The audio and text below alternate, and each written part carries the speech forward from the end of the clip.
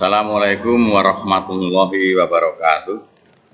Alhamdulillah kita masih diberikan kenikmatan yang berupa nikmat iman dan nikmat sehat, sehingga kita dapat bertemu dalam rangka pembelajaran daring untuk kelas 2. Untuk kali ini saya mengambil judul atau materi selanjutnya adalah khalayak humas.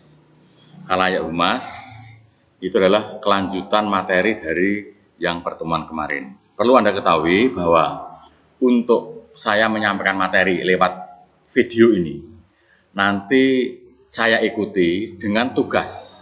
Ada mau tugas, itu nanti Anda kerjakan di lembaran, di buku, atau kalau punya ada, kalau punya masih dikumpulkan di sekolahan, di lembaran, tapi tiap-tiap halaman itu diberikan nama dan nomor urut absen serta tanggalnya. Sebab nanti dari tugas yang dikumpulkan itu merupakan presensi.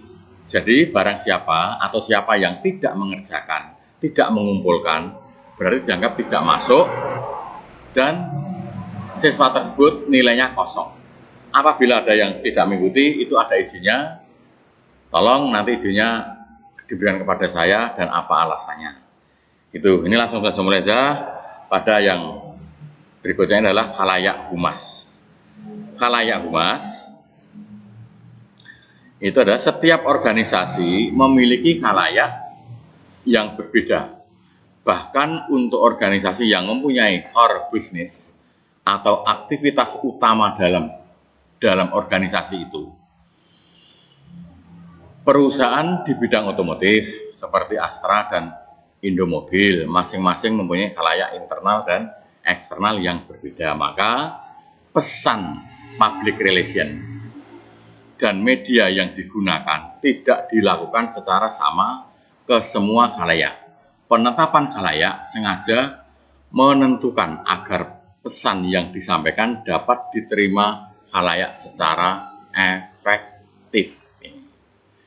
Frank Jeffkin dalam bukunya Public Relation menyatakan khalayak atau publik adalah kelompok orang yang berkomunikasi dengan suatu organisasi baik secara internal maupun eksternal.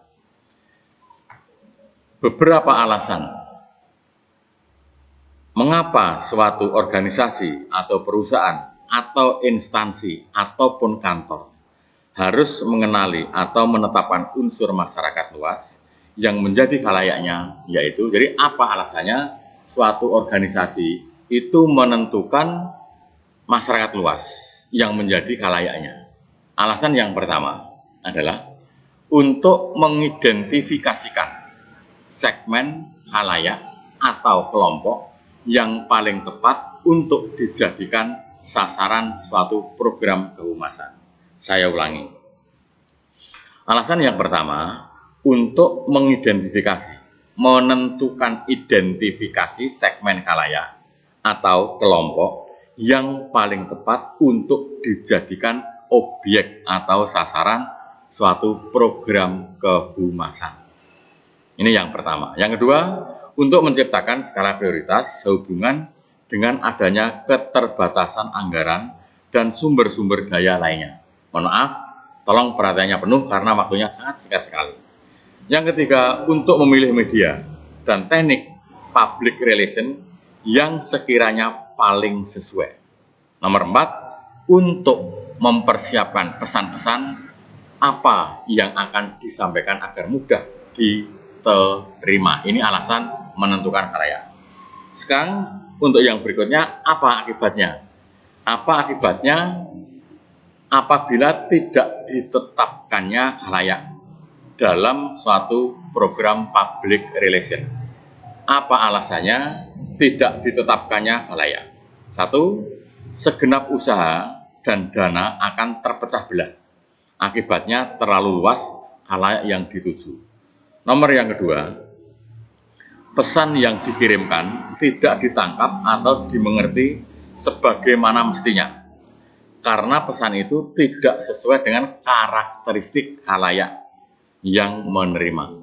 Jadi pesan tidak sampai, pesan tidak respect, karena tidak sesuai dengan khalayak yang dituju atau khalayak yang menerima. Yang ketiga, total kegiatan tidak akan sesuai dengan jadwal yang telah ditetapkan sehingga penggunaan jam kerja, materi serta peralatan menjadi tidak ekonomis.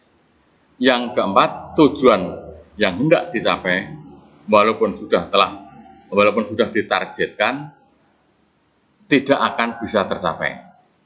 Yang keempat, klien, nasabah, pelanggan merasa tidak puas dengan hasil yang diterima. Dan yang terakhir, employee relation. Employee relation atau hubungan dengan karyawan meliputi semua bentuk komunikasi antara pimpinan organisasi dengan karyawannya, khalayak karyawan termasuk pegawai, pimpinan, pekerja kontrak, dan serikat pekerja. Ringkasnya, employee relation adalah hubungan dengan karyawan meliputi semua bentuk komunikasi antara pimpinan dengan para karyawan. Tujuan employee adalah meningkatkan pengetahuan karyawan tentang kebijakan. 2. Meningkatkan sikap positif karyawan terhadap organisasi atau kesetiaan atau loyalitas. Yang ketiga, menerima feedback dari organisasi. Itu tujuan dibentuknya employee relation. Beberapa kegiatan employee relation antara lain mengikut sertakan. Jadi employee relation itu punya aktivitas. Bentuk aktivitasnya antara lain adalah dengan cara mengikut sertakan karyawan pada pelatihan, menyelenggarakan program khusus tentang teknologi baru, open house bagi karyawan dan keluarganya, dan juga refreshing, bentuknya bisa olahraga. Media yang dapat digunakan pada employee relation adalah majalah dinding, pameran, internal television, meeting, telekonferensi, audiovisual, dan lain-lain. Media relation itu adalah media atau hubungan dengan media terdiri dari publisitas atau liputan berita tentang kegiatan organisasi. Ini merupakan media relation adalah kegiatan utama dari public relation. Demikianlah yang saya sampaikan, mudah-mudahan dapat dimengerti, dapat dipahami. Untuk selanjutnya nanti Anda bisa membuka di grup apa tugas yang saya sampaikan, tolong dikerjakan dengan sebaik-baiknya. Jangan lupa tulis pada tiap-tiap halaman nama dan tanggal pada hari itu, kemudian dikumpulkan kepada saya melalui grup 2 atau 11 OTKP. Itu yang saya sampaikan, mudah-mudahan bermanfaat. Untuk yang materi selanjutnya pada session yang berikutnya. Demikianlah penyampaian saya, mudah-mudahan jelas. Assalamualaikum warahmatullahi wabarakatuh.